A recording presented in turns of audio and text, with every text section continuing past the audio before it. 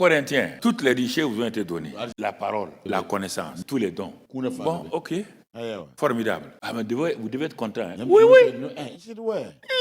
j'étais content. Mais pour constater quelque chose, 1 Corinthiens 3, regardez comment les gens peuvent avoir de telles choses. 1 Corinthiens 3 et au verset 1. Il dit, mais pour moi, frère, ce n'est pas comme à des hommes spirituels que j'ai pu vous parler. Depuis longtemps, j'ai investi dans votre vie la parole, la connaissance, les dons. J'ai passé mon temps à vous enseigner. Mais il s'arrête. Il fait un constat amer. Ce n'est pas comme à des hommes spirituels, les gens qui vivent dans la vie de l'esprit, que j'ai pu vous parler. Mon constat, mon évaluation. Je vous ai évalué. Je ne vois pas de croissance. Alors, si ce n'est pas ça, alors Paul, qu'est-ce que tu as vu? La suite, mais comme à des hommes charnels, comme à des enfants en Christ, qui des gens qui ont les dons, des gens qui ont toutes les richesses de la parole et de la connaissance.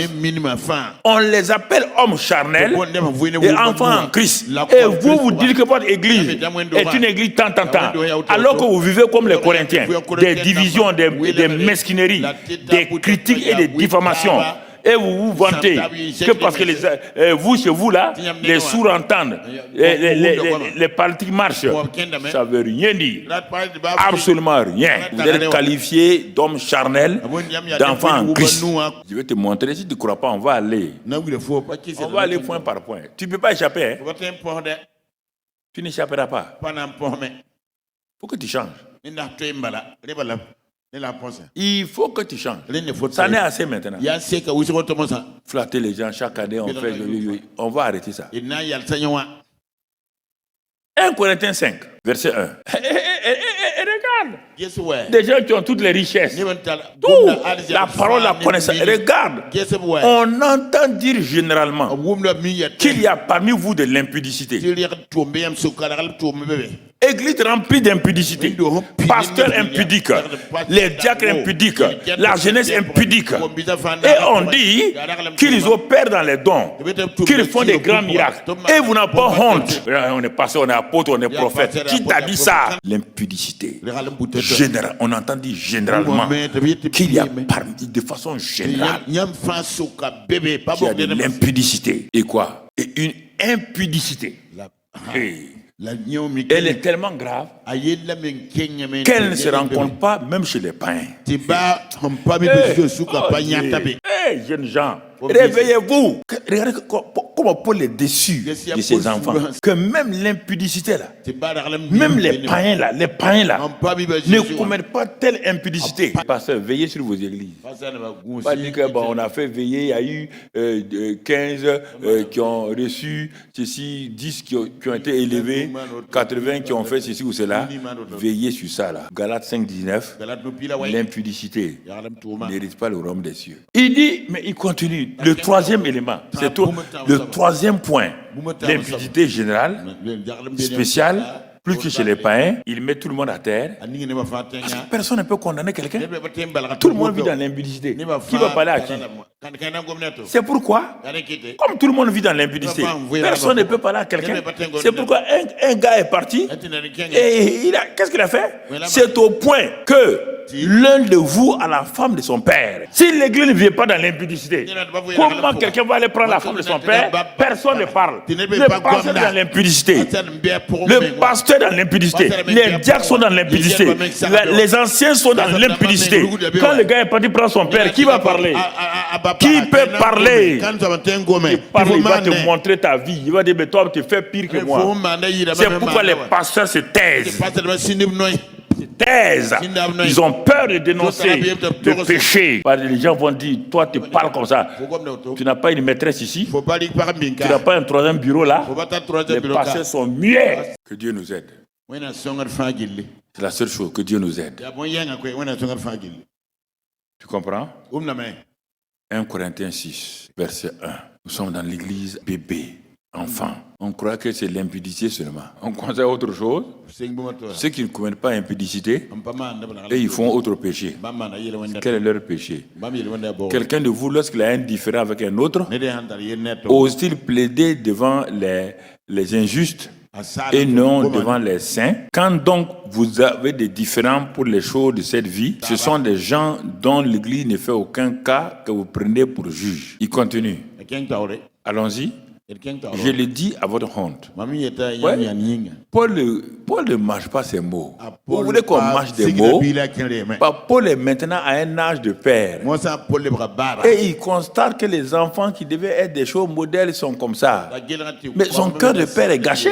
Il dit, je le dis à votre honte. Ainsi, il n'y a parmi vous pas un seul homme sage. Je vous ai enseigné tout ça. Il n'y a pas un seul homme sage qui puisse dire à ses frères-là, prononcer entre ses frères-là. Il dit non, venez là, frère. C'est pas comme ça qu'il faut faire. Non, il n'y a personne. Mais un frère plaide quoi entre un frère, et cela devant les infidèles. Et ensuite, c'est déjà certes un défaut chez vous que d'avoir des procès les uns avec les autres. Pourquoi ne souffrez-vous pas que plutôt quelque injustice? Pourquoi ne vous laissez pas plutôt dépouiller? Mais c'est vous qui commettez l'injustice et qui dépouillez. Et c'est envers des frères que vous agissez de la sorte. Ne savez-vous pas que les injustes n'hériteront point le royaume de Dieu?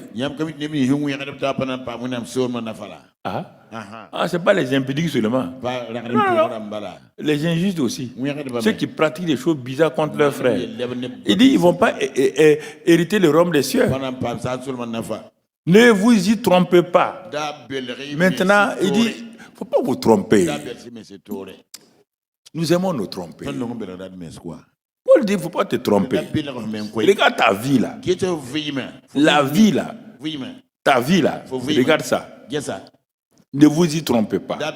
Ni les impudiques, ni les idolâtres, ni les adultères, ni les efféminés, ni les infâmes, ni les voleurs, ni les cupides, ni les ivrognes, ni les outrageux, ni les ravisseurs n'hériteront le royaume de Dieu. Maintenant, il va se consoler de quelque chose. Il va se consoler. Il dit, c'est là ce que vous étiez. Vous étiez tous comme ça, voleurs et tout. Bon, il dit quand même, quelques-uns de vous, mais vous avez été lavés. Je ne comprends pas. Je suis venu vous donner le message sur le sang de Jésus. Ce que le sang fait. Il ôte les péchés, lavé. Non seulement lavé, mais j'ai continué mon message. Mais vous avez été sanctifiés. Sanctifiés. Vous avez été justifiés au nom du Seigneur Jésus-Christ et par l'Esprit de notre Dieu. L'Esprit Saint est toujours là. 1 Corinthiens 7, versets 1 à 6. Pour ce qui concerne les choses dont vous m'avez écrit, il parle toujours dans l'église charnelle. L'église charnelle, voici les caractéristiques. Dans l'église charnelle, on trouve quoi? Ce que vous m'avez écrit là, c'est sur quel sujet? Ils ont écrit à Paul sur quel sujet? Paul dit que je pense qu'il est bon pour l'homme de ne point toucher de femme. Toutefois, pour éviter l'impudicité, que chacun ait sa femme et que chaque femme ait son mari. Pas ses femmes ni ses maris. Que le mari rende à sa femme ce qu'il lui doit et que la femme agisse de même envers son mari. La femme n'a pas d'autorité, n'a pas autorité sur son propre corps, mais c'est le mari. Et pareillement, le mari n'a pas d'autorité sur son propre corps, mais c'est la femme. Oui. Une église charnelle, des chrétiens charnels, c'est ça. Il dit, bon, vous m'avez écrit, Corinthiens, j'ai regardé à travers la parole et par le Saint-Esprit. Bon, je suis arrivé à la conclusion que ce que Dieu m'a dit là, si vous êtes marié là, le corps de la femme là appartient à l'homme. Le corps du mari appartient à la femme. Mais les chrétiens ne veulent pas faire ça aujourd'hui. Surtout les jeunes femmes là. Quand les maris sont venus, les jeunes mariés sont venus, les maris sont venus me voir. Leur corps est devenu diamant. C'est pourquoi on a été obligé, la maman a été obligée de faire des séminaires pour les jeunes couples, des internés Internet. Mais c'est terrible. Il a fallu des mois pendant l'année que la maman prenne le taureau par les cornes. Jusqu'à ce que ici, quand ils sont venus, toute la ça était rempli. Je n'ai même vu des gens pleurer comme ces jeunes-là, les jeunes mariés là. Et ils ont pleuré. Même le Jourdain n'a pas aussi d'eau que leurs pleurs. Ils sont autour de nous. Papa, non, on va avancer. Champion de la prière, évangéliste. C'est normal. Il y a le ministère de l'esprit, il y a la vie de l'esprit. Il a le ministère de l'esprit, il n'a pas la vie de l'esprit.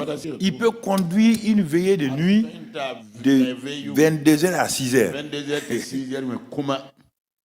Quand il arrive à la maison, là, on dirait que ce n'est pas la même personne. Toi, tu as été patient 8 heures de temps. Tu viens trouver ta femme qui n'a pas pu partir. Comme ça, lève-toi, donne-moi ceci. La femme a pas lu. Quand toi, tu n'as pas lu, tu veux soupukolo. Tu es couché bougou. Est-ce que tu peux me faire djeke soupe?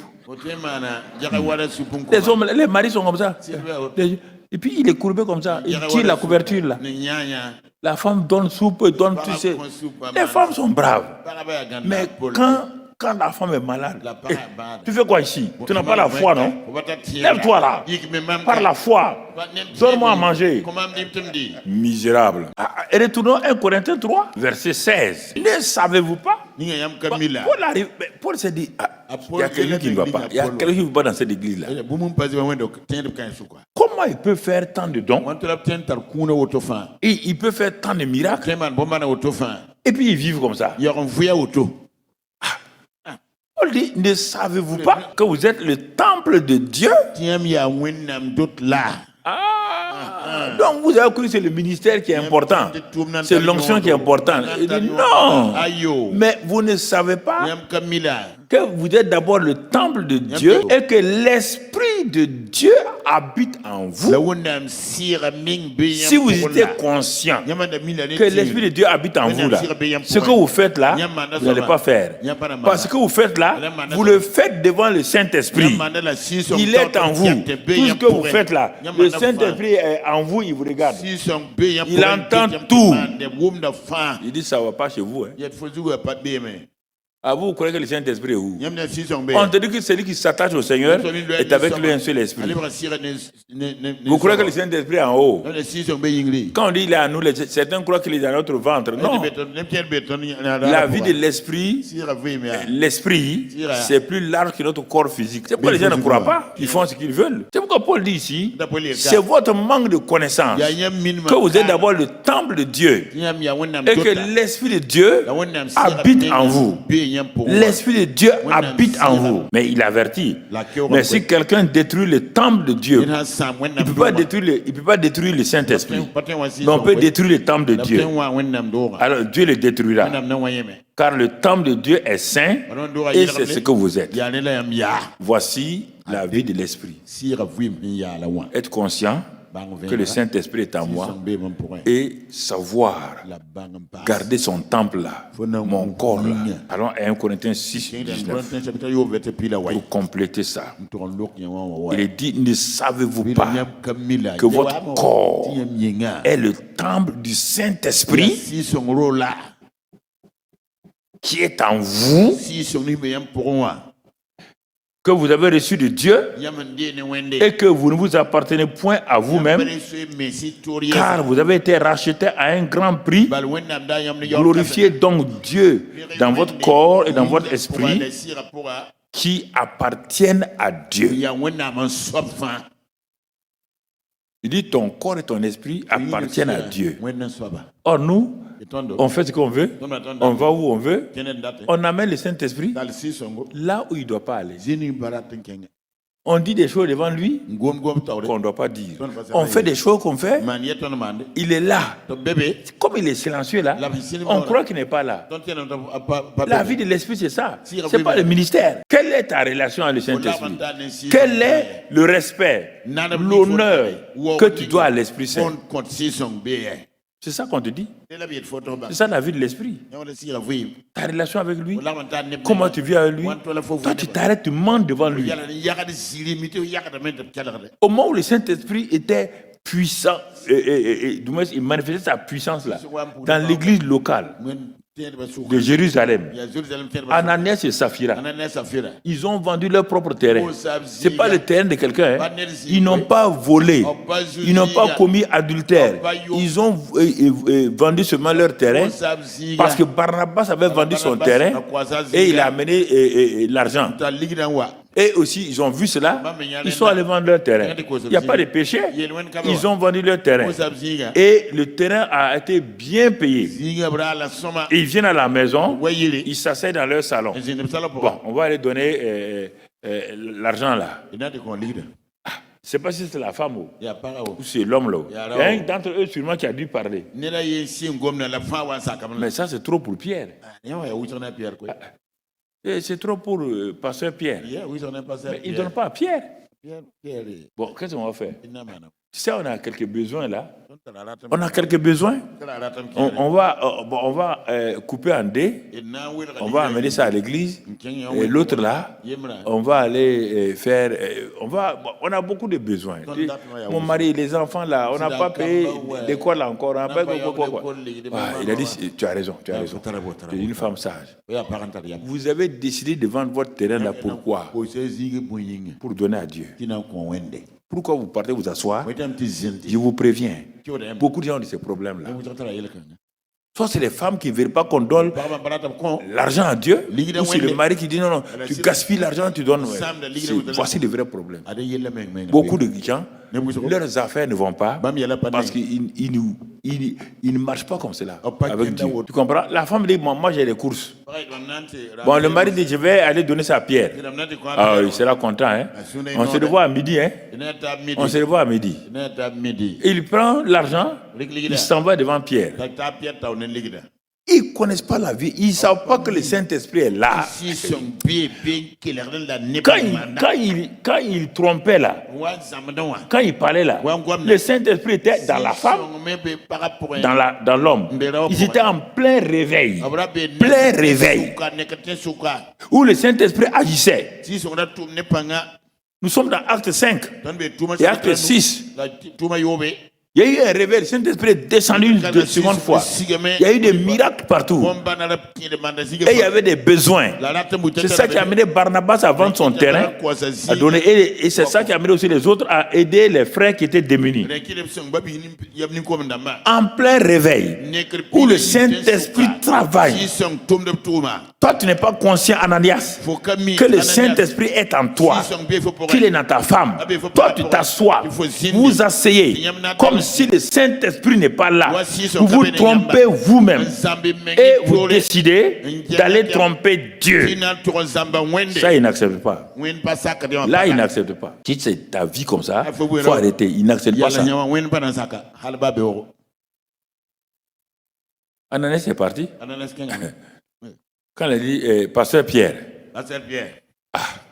Bon, nous aussi on a vendu notre terrain. Pasteur Pierre dit c'est formidable. C'est bon ça. Et qu'est-ce que vous voulez? Non, on a apporté ça comme une offrande. Hein? Tu vois, dans l'église, chaque fois on chante là. Humiliez-vous devant Dieu.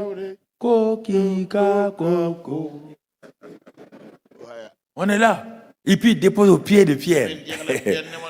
Pierre. Et regarde. Pierre voulait dire merci. Hey, ce que j'ai avec le Saint-Esprit, c'est ça. Même Pierre qui était content là, le Saint-Esprit dit, ils ont bafoué. Vous entendez là? Pas jouer avec ça. C'est pourquoi financièrement vos églises ne partent pas. Vous êtes obligés de mentir aux gens, de donner 10 millions, 15 millions. Vous êtes obligés de mentir. Vous ne fonctionnez pas selon les voies de la vie de l'esprit. Trompez les gens pour usurper l'argent. Aller voir les gens. Dieu m'a dit que tu dois donner 10 millions. Dieu va te donner ça. Et tu sais que le Saint-Esprit est là. Tu peux t'asseoir devant cette sœur-là, devant ce frère-là. Et tu mens. Tu mens. Et tu sais que tu mens. C'est que tu es insensé. Tu es un insensé. Il n'y a qu'un insensé qui fasse ça. Dis la vérité. Vous voulez mentir. Pierre, brusquement, ses yeux s'ouvrent. Qu'est-ce qu'il voit? Ananias et Saphira dans leur salon. En train de parler. Hey! Pierre dit, ah bon? Il dit, Ananias, qui vous a flatté? Pourquoi vous fassiez ça là? Il dit, mais l'argent là, c'est pour vous? Vous l'avez vendu. C'est pour vous? Il n'y a aucun problème.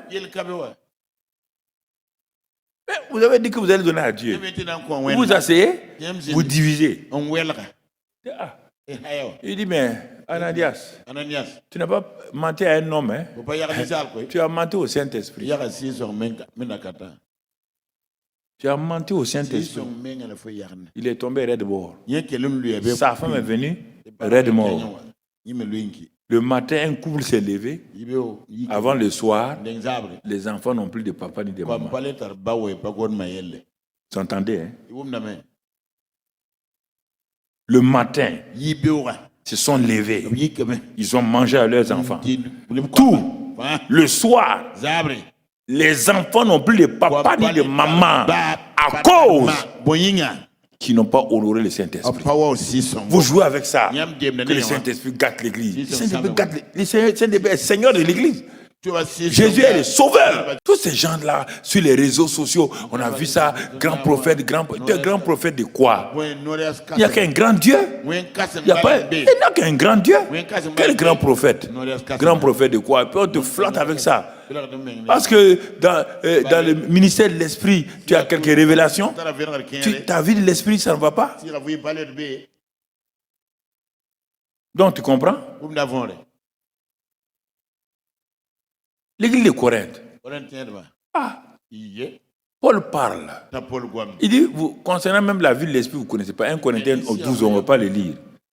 On ne va pas le lire. 1 Corinthiens 13. Paul leur dit quelque chose. Il dit, bon, vos affaires, là, vous avez des dons là, vous avez des dons, vous avez ceci, c'est très bien. Mais je vais vous dire quelque chose. 1 Corinthiens 13. Il dit, quand je parlerai les langues des hommes, moi Paul, et des anges, et si je n'ai pas l'amour, je suis un airain qui résonne, ou une cymbale qui retentit. Et quand j'aurai le don de prophétie, la science de tous les mystères et toute la connaissance, quand j'aurai même toute la foi jusqu'à transporter les montagnes, si je n'ai pas la charité, je ne suis rien. Voici la vie de l'Esprit face au ministère de l'Esprit. Le ministère de l'Esprit, s'il n'est pas dans la vie de l'Esprit, et la vie de l'Esprit est contrôlée par l'amour. L'élément essentiel, c'est l'amour agapao. Il doit s'exercer dans l'amour. Pas pour être quelqu'un de bien. Pas pour qu'on dise que toi, tu es un grand prophète, grand apôtre. L'amour. C'est l'amour qui fait que quand je prophétise, c'est l'amour qui fait que quand je veux guérir quelqu'un, c'est l'amour qui me pousse, l'amour compassion. Mais me dit, si c'est pas l'amour, si c'est pour moi-même, pour me valoriser, je prophétise aux gens, les gens applaudissent, je parle ici, je fais ceci ou cela, il dit, je ne suis rien, tu n'es rien, tu n'es rien. Tu n'es rien. Absolument rien. Vous entendez? Tu n'es rien. Bon. Ça, c'est l'église locale de Corinthe. Aucune croissance. Des enfants charnels. Des enfants charnels. Ils n'avancent pas. Ils ne progressent pas. Mon ami. Alors, comment sortir de ça? Paul va leur dire comment on sort de la vie charnelle. Il ne faut pas prêcher sans donner une solution. On voit rapidement quelques éléments de la solution. Comment sortir de cette vie charnelle pour entrer dans la vie de l'esprit. 2 Corinthiens 3:3. Il est dans sa deuxième lettre. Paul a pris compassion des Corinthiens. Et même celui qui avait pris la femme de son père là, il a dit, bon, comme vous avez compassion, moi aussi je vais pardonner. Maintenant, il va leur enseigner comment sortir de la vie charnelle. Il dit, pourtant, vous êtes manifestement une lettre de Christ, écrite par notre ministère, non avec de l'encre, mais avec l'esprit du Dieu vivant. Non sur des tables de pierre, mais sur des tables de chair, sur les cœurs. Je vous ai dit hier que Dieu dit qu'il enlève les cœurs de pierre, il donne les cœurs de chair, sur lesquels il va écrire. C'est Paul qui précise ça. Il dit pas le ministère qu'il a là, la parole de révélation là, il a inscrit sur leur cœur là les paroles. Ils sont une lettre vivante. Mais ils ignoraient tout ça. Ils écoutaient. Oh, le message était bien. Le message était fort. Mais ils se lèvent, ils s'en vont. Mais la suite, mon frère, qu'est-ce qu'il dit? Cette assurance-là, nous l'avons par Christ auprès de Dieu. Et la suite, ce n'est pas à dire que nous soyons par nous-mêmes capables de concevoir quoi que ce soit, comme venant de nous-mêmes. C'est ça. La vie de l'esprit, c'est ça. Nous ne pouvons rien faire par nous-mêmes. Nous dépendons du Saint-Esprit. Notre capacité, au contraire, vient de Dieu. Notre capacité vient de Dieu. C'est pour faire quoi? Il nous a aussi rendu capable d'être ministre d'une nouvelle alliance, non de la lettre, mais de l'esprit, car la lettre tue, mais l'esprit vivifie. Donc, on ne sait pas comment vivre dans l'esprit, mais en plus, notre manière d'enseigner tout est sur la lettre et sur la loi. Il dit, mais c'est pourquoi vous ressemblez à des morts. On doit faire ça, on ne doit plus faire comme ça à l'église. Non, personne ne peut faire ça. Le jeune homme est venu, il dit comment on peut hériter la vie éternelle. Jésus dit, bon, comment on peut avoir la vie éternelle? C'est ça que tu veux avoir. Et tu me dis, qu'est-ce qu'il faut faire? Ok, bon, si c'est pour faire là, je vais te dire. Quand Jésus a commencé à citer, le gars a dit, lui il a fait tout ça.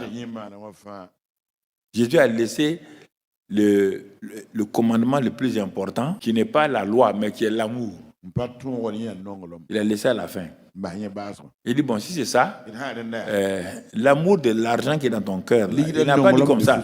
Là, je vois quelque chose, il y a l'amour de l'argent dans ton cœur. Et ça va t'empêcher que tu grandisses dans le royaume. Va, vends tout ce que tu as. Si tu arrives à vaincre l'amour de l'argent là, tu es un bon candidat. Va, vends tout ce que tu as. C'est pas fini.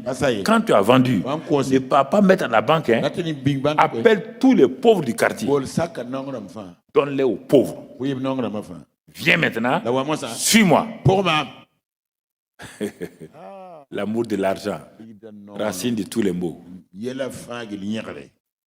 Toi, tu veux servir Dieu en voulant obéir aux lois comme ça, là. Il a donné demi-tour pour partir. Jésus l'a regardé, l'a admiré. Il était en même temps triste. On ne rentre pas dans le royaume des cieux comme ça. C'est pourquoi Pierre dit, mais alors, Seigneur, ça c'est terrible. Hein? Un gars comme ça, là, lui, il lui manquait une seule chose. Moi, il me manque 10 choses même. Les gens ne comprennent pas la vie chrétienne. Ils savent prendre les évangiles mêlés aux épîtres. Les évangiles, c'est la vie de Jésus. Personne ne peut vivre les évangiles. Personne. Il était sous la loi lui-même. Il est celui qui a compris la loi. Les évangiles, c'est pour nous éclairer comment il vivait avec les Juifs. Comment il faisait avec les Juifs. Il n'y a aucun d'entre vous ni moi qui peut obéir à Matthieu 5, Matthieu 6, Matthieu 7. Il dit, va voir, heureux les débonnaires. Heureux ceci. Toi, tu peux obéir à ça. Là, l'esprit n'est pas venu. Tu n'es pas né de nouveau. Il a en train de parler à des gens qui ne sont pas nés de nouveau. C'est pourquoi il a pris leur prophète là, leur grand prophète là, qui est le plus grand prophète de tous des hommes par rapport à tous ceux qui sont nés de femmes, Jean-Baptiste. Il a dit non, il est le plus grand de tous les hommes qui sont nés de femmes. Mais par rapport à quelqu'un qui est né de l'esprit là, celui qui est né le plus petit là est plus grand que lui. Il dit il ne peut pas. C'est pourquoi il a dit à leur docteur là, si un homme est né de nouveau, il ne peut pas entrer dans le royaume des cieux. C'est ça que vous ne comprenez pas. La vie de l'esprit, c'est dans le royaume des cieux. Et tu dois naître dans le royaume des cieux. Quand tu nais dans le royaume des cieux, l'esprit du royaume vient habiter en toi. Et il te dit, mais il te conduit maintenant. On dit l'esprit a rempli Jésus et l'esprit l'a conduit. Vous dites, moi, je suis rempli du Saint-Esprit, je me conduis. Et on te dit dans Romains 8, verset 16 et verset 14, verset 14, celui qui est conduit par l'Esprit est fils de Dieu. Et l'Esprit témoigne, verset 16, l'Esprit témoigne notre esprit que nous sommes enfants de Dieu. Tout est en relation avec le Saint-Esprit. Vous ne voulez pas que le Saint-Esprit soit ait la première place. Tu vas aller comment? Jésus, le Fils de Dieu, a été conduit, dirigé par le Saint-Esprit. Il n'a rien fait de lui-même sans le Saint-Esprit. Sa vie était collée. Lui et le Saint-Esprit étaient collés comme ça. Et toi, tu veux travailler sans être collé au Saint-Esprit, sans obéir. Il dit, je ne fais rien de moi-même. Le Fils ne peut rien faire de lui-même. Jésus a fait ça. Il dit, le Fils ne peut rien faire de lui-même. Et l'Esprit qui est en moi, là, qui fait les choses. Il dit, c'est le Père. Alors, frère, je voudrais que vous compreniez. Si tu lis 2 Corinthiens 3, on va le lire pour terminer. La suite. Il s'arrête, regardez maintenant. Ministère. Il dit, or, si le ministère de la mort. Il y a un ministère de la mort? Oui. Il est où? Ministère de la mort. Au nom de Jésus. On ne peut pas chasser ce ministère de la mort. Là. Ça ne vient pas de Satan. C'est les hommes. Les hommes de Dieu. Parce qu'ils donnent la créent la mort. Ça vient de qui? D'un rétrograde? Non, ça ne vient pas d'un rétrograde. C'est le ministère de la mort, gravé avec des lettres sur des pierres, a été glorieux. Le ministère de la mort a été glorieux. Oui, dans son contexte, il a été glorieux. Au point que les fils d'Israël ne pouvaient fixer les regards sur le visage de Moïse à cause de la gloire de son visage, bien que cette gloire fût passagère. Voici un ministère, si tu veux, la vie de l'esprit. On va au ministère là simplement. On passe de la vie de l'esprit au ministère rapidement. Mais tu vas comprendre ce que ça va donner. Il dit, regardons ce ministère là. Il est glorieux. Moïse a la gloire. Chaque ministère a sa gloire. Mais on dit cette gloire là, elle est passagère. Passagère. Et c'est ce que nous voulons. Nous voulons pendant le culte là avoir une gloire. On dit la gloire de Dieu va descendre aujourd'hui. La gloire de Dieu va descendre. C'est passager. Christ en nous, l'espérance de la gloire. On transporte la gloire. On peut faire descendre la gloire. La gloire est déjà en nous. Par Christ qui est en nous. C'est quelle gloire tu veux faire descendre? C'est que tu appelles même gloire là. Si tu vas chez Moïse, quand Moïse a demandé qu'il veut voir la gloire de Dieu, Dieu ne lui a pas monté des choses avec des feux d'artifice. C'est une imagination que nous avons. Il dit, tu veux voir la gloire de Dieu? Il dit, ok, très bien. Bon, voilà ce qu'on va faire. Je mets ta main ici. Et quand Moïse est monté, Dieu est passé. Il dit, l'Éternel, Dieu miséricordieux, lent à la colère, riche en bonté. Moïse dit, où est la gloire? Mais il vient te dire la gloire, non? Dieu miséricordieux, lent à la colère, riche en bonté. Il dit, c'est ça la gloire? Mais il dit, oui. Pourquoi le visage de Moïse brillait, bien qu'il soit dans le ministère de la mort? Il dit, mais si le ministère de la condamnation était glorieux, et le ministère de la justice, qui est venu par Jésus, est de beaucoup supérieur en gloire. N'essaie pas d'imiter les Moïse qui avaient une gloire passagère. C'est ça qui a fait que pendant de 90 à l'an 2000, il y a eu toutes sortes de manifestations qui nous ont conduits à gauche, à droite. C'est-à-dire que la poudre d'or, les choses, l'huile qui rentre dans les mains des gens, c'était des gloires passagères et qui n'a pas transformé l'Église. La différence entre la visitation et la rencontre avec Dieu, visitation là, tu dis quoi? C'est aller visiter quelqu'un. C'est ça. Et rencontrer. C'est différent. Visiter quelqu'un et rencontrer quelqu'un. Quand on rencontre quelqu'un, c'est pour un sujet sérieux.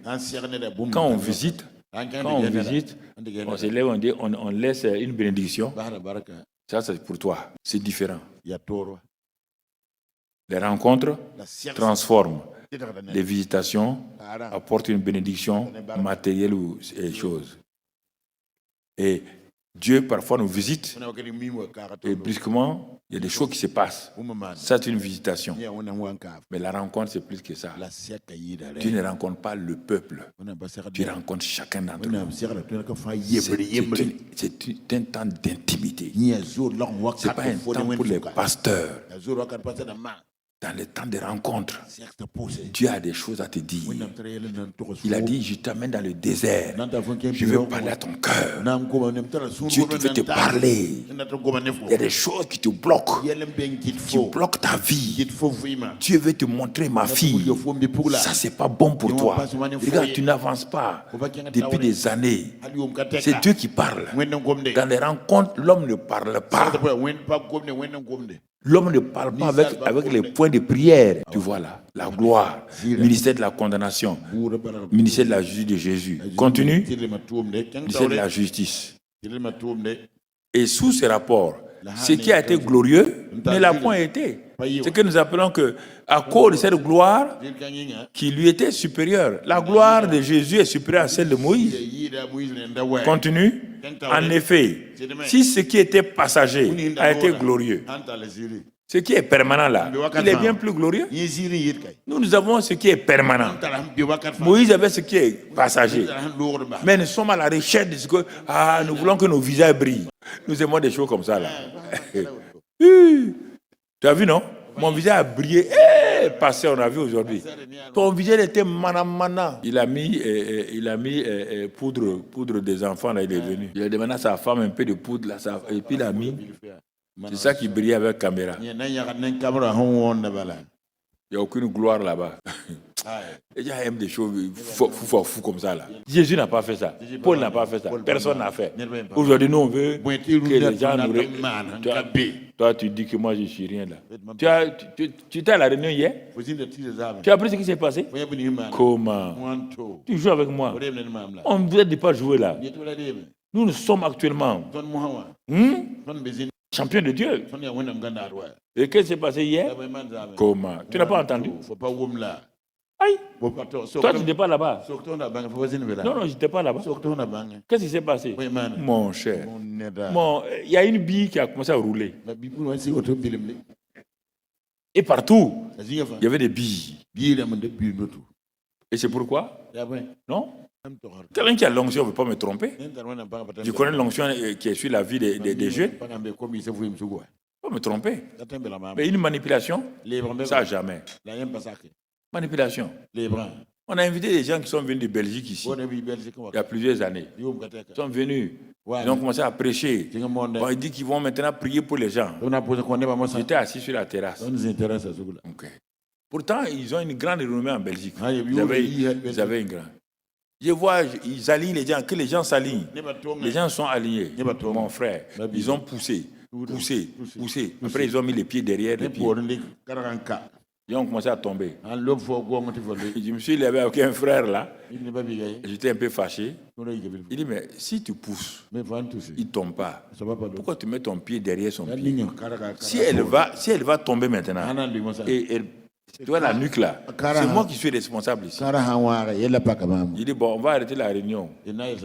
C'est mieux. Ces gens qui étaient là, ils sont contents. Il y a des gens qui aiment suivre les pasteurs. Ils savent que le pasteur ment, mais comme ils ont à manger là-dedans, ils suivent seulement. Vous mettez les pieds derrière les gens. Hey. Tu as poussé. Elle recule. Tu pousses. À la fin, tu mets pied derrière. Elle va tomber. Et puis, ce n'est pas les hommes, c'est les femmes. S'il fait ça avec moi, tu me pousses. Je te pousse aussi. Comment? Tu me pousses. Il y a quoi? Tu veux prouver quoi avec moi? Il te pousse aussi. Pousser pour pousser, chacun a son onction. Il faut arrêter de vivre un ministère superficiel. Ça ne t'amène pas au ciel. Tu vas te tromper toi-même. Ça va te tromper. Ça ne donne rien. Non, mon frère. Rien. Excellent Père de grâce, merci pour tes serviteurs. Tu as été patient encore. Merci pour ta grâce. Merci pour ton amour. Merci pour ta fidélité. Sois béni et sois loué parce que tu es le Dieu de grâce. Et nous voulons aller dans la véritable vie de l'esprit. Nous voulons rentrer dans cette réalité-là et aussi aller progresser, glorifier ton nom. Merci Père, sois béni et sois loué. Merci pour tous tes bienfaits. Gloire et louange soit à toi. Donne-nous d'avancer dans cette grâce-là, la vie de l'esprit, afin que le ministère de l'esprit que nous exerçons puisse aller ensemble dans une cohésion parfaite, que nous n'ayons pas un ministère de l'esprit haut et une vie de l'esprit bas. Père, merci pour tout cela. Sois béni et sois loué au nom de Christ Jésus. Amen.